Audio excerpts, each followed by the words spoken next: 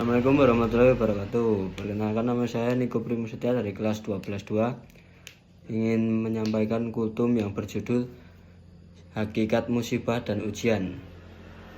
Assalamualaikum warahmatullahi wabarakatuh. Bismillahirrahmanirrahim. Alhamdulillahirabbil alamin, wassalatu wassalamu ala asrofil anbiya'i wal mursalin wa ala alihi washabihi ajmain. Amma ba'du. Segala puji bagi Allah Subhanahu wa taala, Tuhan dari alam semesta.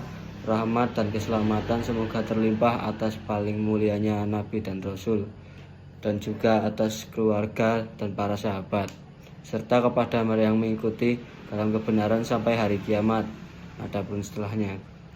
Pertama-tama, marilah kita panjatkan puja dan puji syukur kehadirat Allah Subhanahu wa taala yang telah melimpahkan rahmat dan karunia-Nya pada kita semua, sehingga kita dapat bersyukur dan berkumpul di malam hari yang cerah hari ini dengan nikmat kesehatan yang masih diberikannya. Tak lupa sholawat dan salam semoga tercurahkan pada junjungan kita Nabi Muhammad SAW dan keluarga serta sahabatnya yang mulia. Teman-teman yang dirahmati Allah, tema kultum ini adalah hakikat musibah dan ujian. Sesuai dengan materi yang telah kita pelajari lalu, apa itu musibah?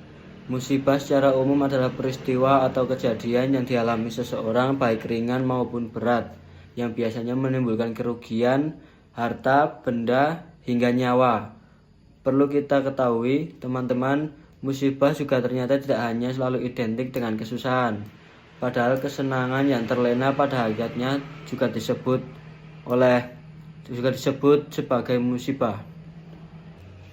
Dengan musibah, Allah Subhanahu wa taala hendak menguji siapa yang paling baik amalnya. Sedangkan ujian dalam bahasa Arab disebut dengan bala, yang secara istilah diartikan cobaan yang diberikan kepada hamba-hambanya untuk menguji atau mengetahui kualitas manusia itu sendiri.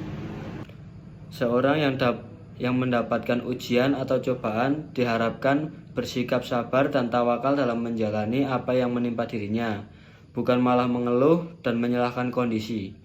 Memang berat realitanya.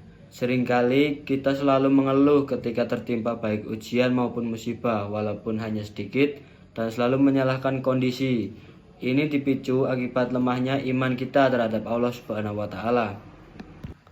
Padahal Allah Subhanahu wa taala berfirman dalam surat Al-Baqarah ayat 155 sampai 156 yang artinya, kami pasti akan mengujimu dengan sedikit kekuatan dan kelaparan, kekurangan harta, jiwa, dan buah-buahan. Sampaikanlah, wahai Muhammad, kabar gembira kepada orang-orang sabar, yaitu orang-orang yang apabila ditimpa musibah, mereka mengucapkan, Innalillahi wa inna ilaihi roji'un.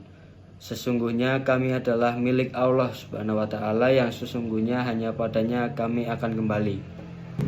Dari ayat itu, kita dapat menyimpulkan bahwasanya semua orang pasti akan diberi cobaan, dan siapa yang bersabar, bertawakal ketika tertimpa musibah mengucapkan kalimat istirja, maka orang itu akan dinaikkan derajatnya oleh Allah Subhanahu wa taala, dan segala cobaan musibah akan diganti dengan yang lebih baik. Oleh karena itu, kita sepatutnya untuk selalu belajar bersabar walaupun tidak mudah ketika kondisi itu. Karena dengan itulah yang dapat menyelamatkan kita, bukan malah memperburuk kita. Sekian kultum singkat yang dapat saya sampaikan. Wabillahi taufiq wal hidayah. Wassalamualaikum warahmatullahi wabarakatuh.